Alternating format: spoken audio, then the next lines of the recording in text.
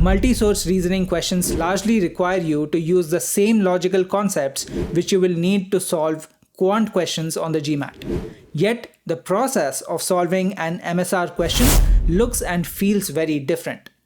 Leaning into and understanding this difference will help you do better at the MSR question type. In 10 minutes, I will demonstrate some of the differences between GMAT's quant and MSR question types and talk about how I plan to use these insights to do better on MSR questions. This is day 23 of my GMAT prep. I'm currently in the middle of preparing for the data insights section of the GMAT, and here is my plan for today. Just to change things up a little bit and to go back to my quant preparation, I will actually begin by picking up a practice set from the quant section of the GMAT. If you have been following me along, you know that for me, this is going to be practice set number 9 from the quant section. Going with the quant section first will also help me activate my brain a little because this video is being shot on a Saturday and I have been resting for most of the day today. After I'm done with the quant practice set, I will pick up the multi-source reasoning question type from the data insights section. I have about 13 questions of the MSR question type remaining in the online question bank, and I plan to take them all together as part of a single practice set, which I think I can complete in somewhere around 60 to 65 minutes. After that, I will spend additional time on performance analysis as needed. Because it is a Saturday, I might still have time left after I'm done with all of that. So depending on whether I have time and energy left to keep going, I will add more things to my plate on the fly. There is one quick thought that I want to share before I get to my quant practice sets. It has to do primarily with how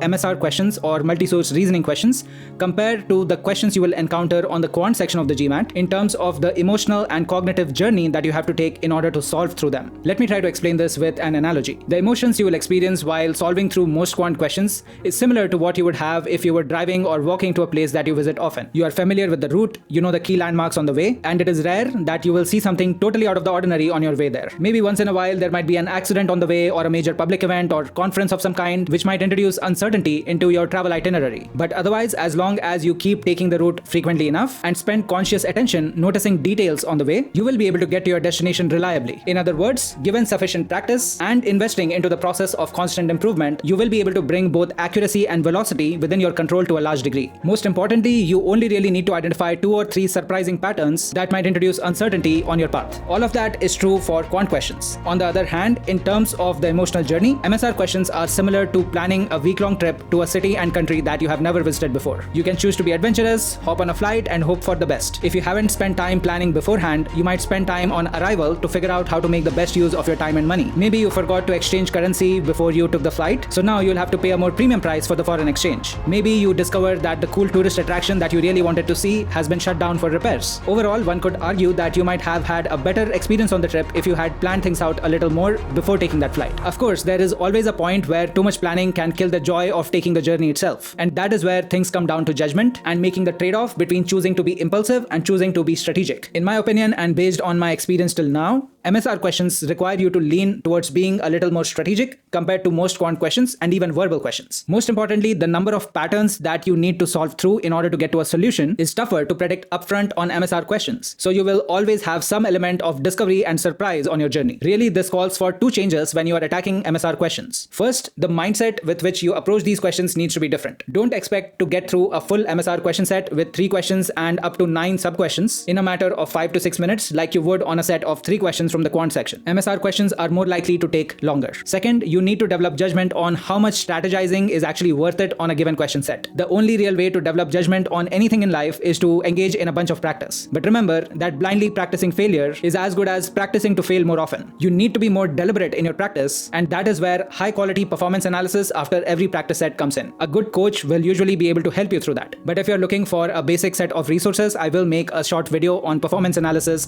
for the GMAT and I will link it somewhere up here. Now let me jump straight into my quant practice set for today. I will be attempting questions 9, 19, 29 and so on up to 219 from the GMAT official guide version 2023-24. Let's get started. Alright, so that was about 60 minutes in total. I went through the quant practice set and then checked my answers against the answer key. It took me 48 minutes in total to answer 21 questions. Of those 21 questions, I answered 20 right. Question 179 is the one that I did not answer correctly. In fact, saying that I did not answer that question correctly is in itself a mischaracterization because I just decided to skip that question midway through the solution. The problem with that question is that the only approach I can think of at the moment is very long and involved. So if you see my scratch work for this question, you see that it is spread across 2 pages. What you're seeing is my scratch work for the second second attempt on this question. On the first attempt also, I was running out of space and I couldn't think of a simpler way to take this problem to a close. I think the key to this question is to identify a simpler way to attack it. I don't know if a simpler way exists at this point of time, but because I'm not able to think of an alternative approach today, I will just put this problem in the freezer and then return to it a few days later. In addition to that, I also struggled a little bit on question number 199. I actually had to attempt this question twice within the 45-minute time frame to get it right.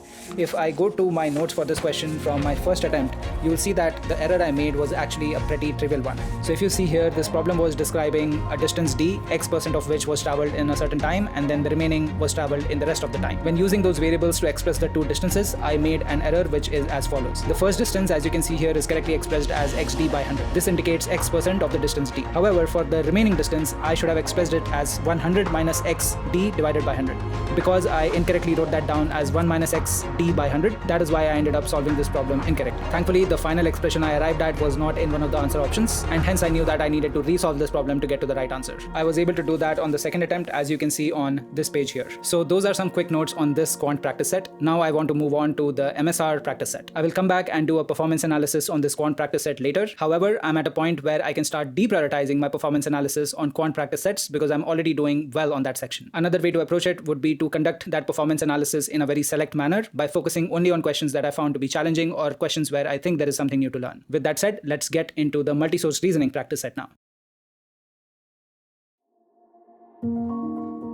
Alright, that was another 2 hours and 10 minutes. Within that overall time frame, I spent 70 minutes solving through 14 MSR questions. I answered 12 of those 14 questions correctly. In total, the 14 questions were spread across 4 sets of MSR questions. The 2 questions which I answered incorrectly were both from the first set that I encountered. They were questions number 1 and 3 from the problem set today. To be clear, there is no relevance to the question numbers I'm mentioning. This is because what I might see as question numbers 1 and 3 on a problem set might show up as question numbers 5 and 6 on your problem set. The only reason I'm mentioning these question numbers at all is just so you have a sense of whether I made these errors in the first half of my problem set or in the latter half. In this case, I obviously made these errors right at the start with questions 1 and 3 going wrong. So clearly I made those errors even though my mind was relatively fresh at that point. Getting into some details, both of these questions consisted of 3 statements. Against each statement, I was asked to indicate yes or no, depending on whether the information provided in the question set supported each of those statements. Call it what you want, but on both of these questions, I got 2 out of those 3 statements right. So as you can see on the screen, this is question number 1 and I answered statement number 2 incorrectly in this case. Similarly, if I go to question number 3, of the 3 statements, I got statements 1 and 2 right, but answered the third one incorrectly. In both cases, it is the partial credit rule of the GMAT Focus Edition that is absolutely killing me.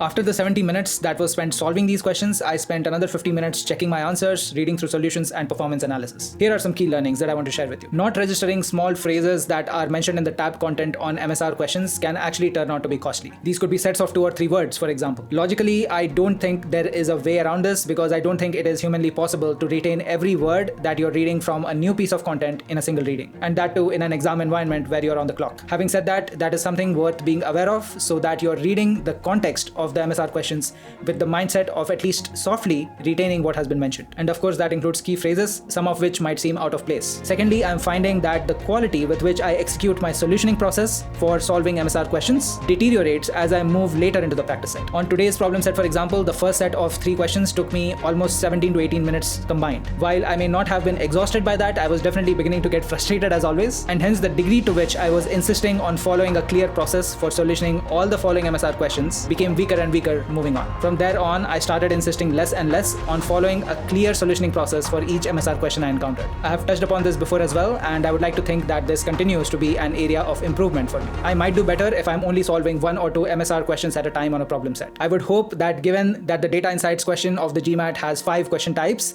it should not feature more than 6 questions that correspond to the MSR question type. So hopefully the number of MSR questions I encounter on my final GMAT will be limited to a maximum of 2 sets. I've also mentioned before that MSR problem sets come with questions where you'll need to compute something by referring to different pieces of information across multiple tabs. When that happens, I also notice that there is usually an efficient way of doing things and then all the other ways of doing the same thing. Spending a few extra seconds thinking about the most efficient path to gather all of the information you need might help with improving velocity on these problems. Unfortunately, this advice is very custom to the type of question you're answering at any given point, which also means you will have limited opportunity to practice that. But at least knowing that rule and keeping that top of mind might help you. As an example, this could be something as simple as how to read a table efficiently by focusing on one out of multiple columns first. The last point I want to mention for now is that elimination seems to be an important approach for MSR questions. That is consistent with what is expected on the verbal reasoning section of the GMAT as well. However, before you start eliminating each option one at a time, it might be worth prioritizing which option you want to work through first. On one of the questions I attempted today, the question was asking for which of the 5 statements mentioned under it made the most sense given the information provided. Going through the answer options sequentially took me a lot of time because options A and B were very complex, while options C, D, and D were relatively simple. In such scenarios, it might help to quickly read through answer options and pick the ones that are easiest to validate first. Since you are anyway going through elimination, it shouldn't matter what sequence you eliminate different answer options in. That way, if you are able to get to a clean answer with one of the easy to evaluate answer options, you can save time by skipping the other options. So those are all the observations I wanted to share from my practice set today. MSR questions always seem to exhaust me, so I am going to stop here for the day. Towards the end of the 2 odd hours that I spent earlier, I also spent 5 to 10 minutes thinking about what I wanted to do next in my GMAT preparation. I have decided to put a pause on practicing more MSR questions for the time being so that I can make progress on other areas of GMAT prep. That also makes my plans more consistent with the study plan that I laid out for the Data Insights section a few days back. First, I will take yet another official GMAT Focus Edition practice test. This will be practice test number 3 from MBA.com. I do not own that practice test as of now, so I'm going to have to make that purchase on MBA.com tomorrow. We'll get to that later. Outside of that, I plan to shift gears and focus on other question types from the Data Insights section. In line with my study plan, which I have made small adjustments to, I will begin focusing on the table analysis